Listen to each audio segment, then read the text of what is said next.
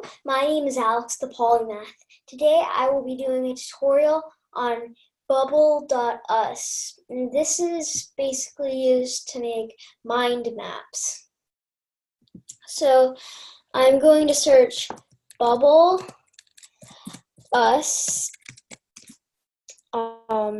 into the computer, and it should be the second result, or maybe the first one, in your browser when you search it. And you click on that. And this page pops up if you already have an account. If you do not have an account, just create one. It should be pretty simple because it's on the front page.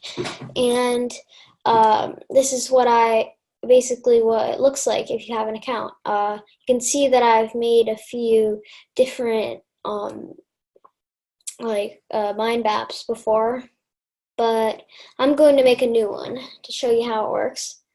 The yellow button it says start here. You can change what it says there, like let's do pets. And then you can make it bold, you can make it italicized, you can make it go to the center or right. You can make it smaller or larger. I'm just going to have it normal. And you can also link it to another thing. You can make, well, this I'll get to a bit in a little bit. And then this is only for premium plan users. So you can't do that if you have the free version. So you can add another thing. Dog is here too. Then you can also add here dog, cat.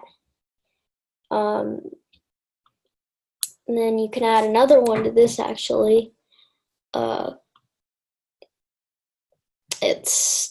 put my dogs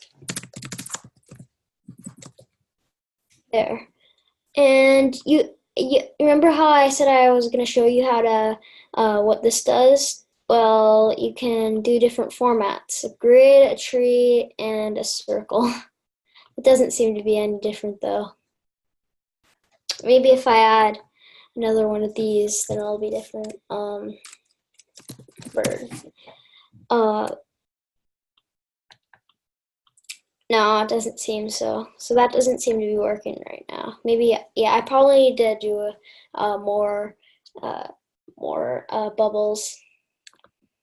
Okay, you can zoom in to your mind map.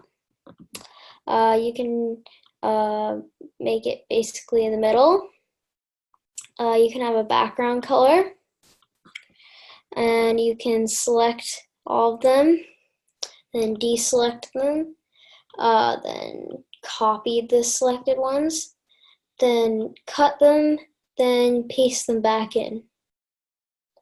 And this is to share with people. This is how to download it. This is full screen. There's Jing. And then this is how to print it.